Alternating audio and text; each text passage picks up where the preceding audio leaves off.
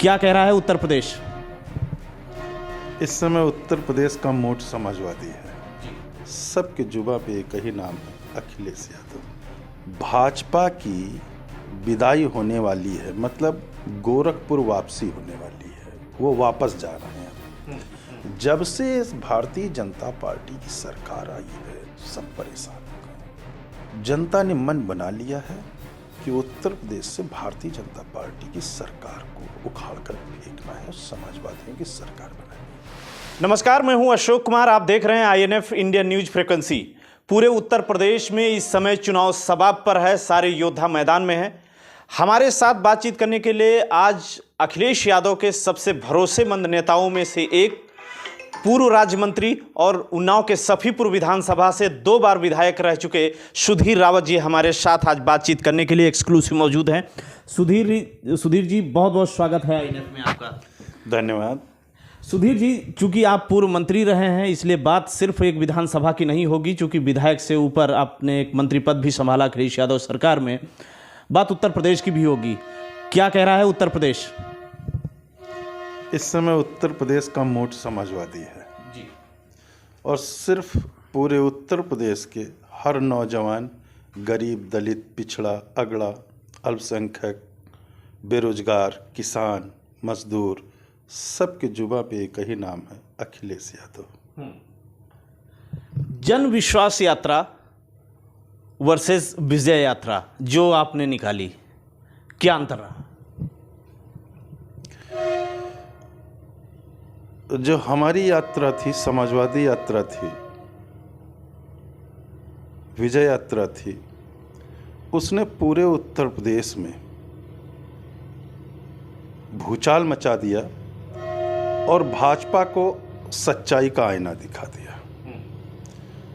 और वो आईना देख करके बीजेपी की नींव दरक गई और नींव दरकने के बाद बीजेपी को आज एहसास हो गया है कि आज उनकी वापसी होने वाली है।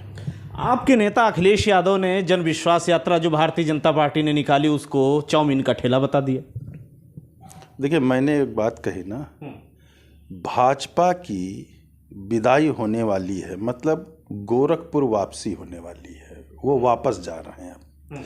2022 में गोरखपुर से जो सत्ता संभालने आए थे, 2022 में वो गोरखपुर वापस चले जाएंगे। 2017 में आप लोगों ने आरोप लगाया कि जनता बहक गई थी। इस बार भी जनता को भारतीय जनता पार्टी ने फ्री में राशन दिया, वैक्सीन की बात करी, तमाम सारी योजनाओं की वो बात कर रहे हैं, वो गिना रहे हैं। तो इस बार कैसे भरोसा कर रहे हैं आप कि जनता इस बार बहकेगी नहीं? क्या नौजवानों को रोजगार दिया? आज भी बेरोजगार, आप जमीनी हकीकत देखिए। आज जो बेरोजगार है नौजवान, उसका पिता भी बेरोजगार है।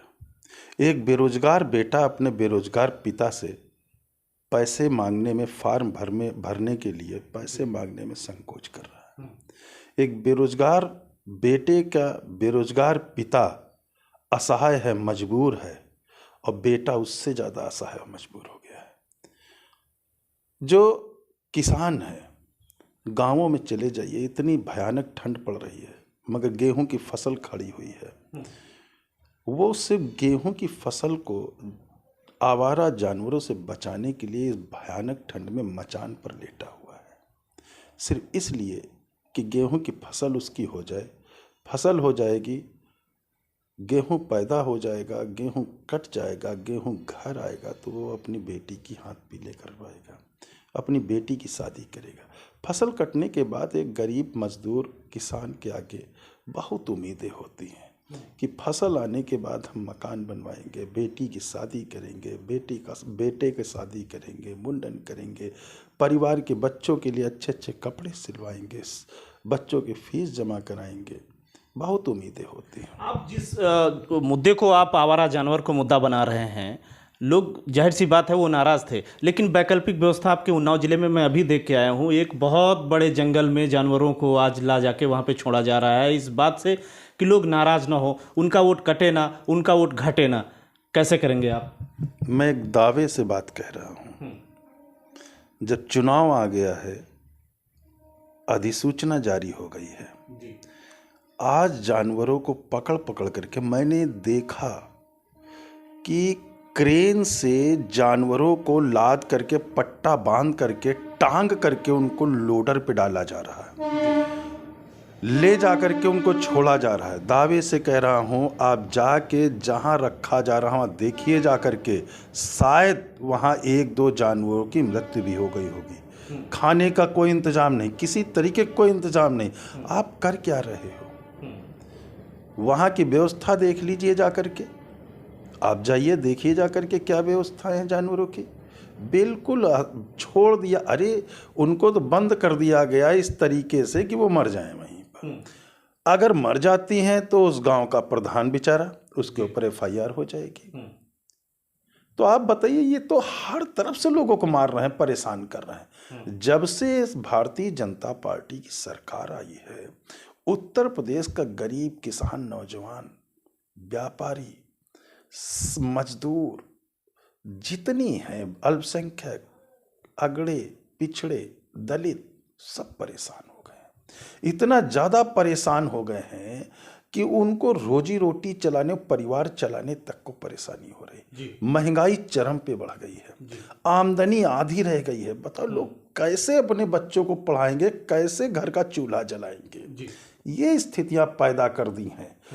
तो अब पूरे उत्तर प्रदेश की जनता ने मन बना लिया है, और मन उन्होंने पूरा बना लिया है कि 2022 में समाजवादी की सरकार बनाएंगे और आदरणीय अखिलेश यादव को उत्तर प्रदेश का मुख्यमंत्री बना करके फिर से वो खुशहाली के दिन वापस लाएंगे।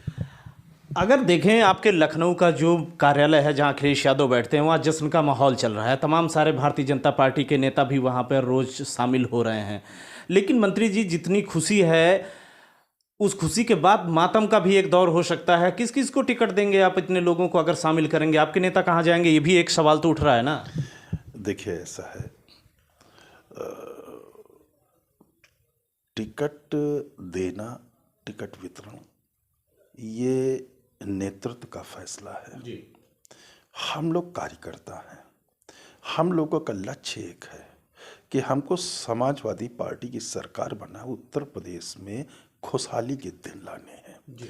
हमारा नेतृत्व, भारतीय जनता पार्टी के नेतृत्व की उत्तर प्रदेश की हम बात नहीं कर सकते हैं, मगर हमारा जो नेतृत्व है, हमें पूरा विश्वास है कि वह उत्तर प्रदेश में सरकार बना करके उत्तर प्रदेश के सबसे निचले पायदान पे खड़े व्यक्ति के भी चेहरे पर मुस्कान लाएंगे, ये भरोसा है। चलिए आप, लेकिन चूंकि आप विधायकी के लिए भी आप मैदान में हैं, वही विधानसभा, वही पार्टी, सफीपुर में इस समय क्या समीकरण है और किन मुद्दों के साथ एक बार फिर से आप मैदान में उतरेंगे?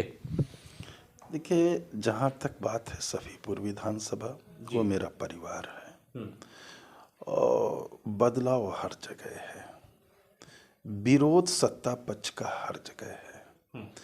वो चाहे सफीपुर विधानसभा हो, चाहे जनपद की 6 की 6 विधानसभा, चाहे उत्तर प्रदेश की 403 विधानसभा हो, जनता ने मन बना लिया है कि उत्तर प्रदेश से भारतीय जनता पार्टी की सरकार को उखाड़ कर फेंकना है और समाजवादियों की सरकार बनानी है। लिस्ट में नाम है आपका इस बार?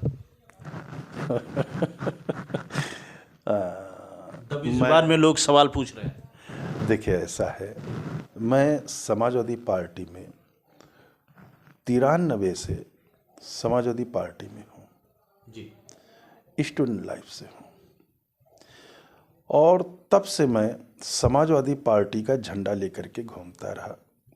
मैंने पोलिंग पे बस्ता भी लगाया है जी। 2007 में नेताजी ने मुझे टिकट दिया जी, और मैं पेशे से शिक्षक हूँ, माध्यमिक कॉलेज में मैं टीचर हूँ।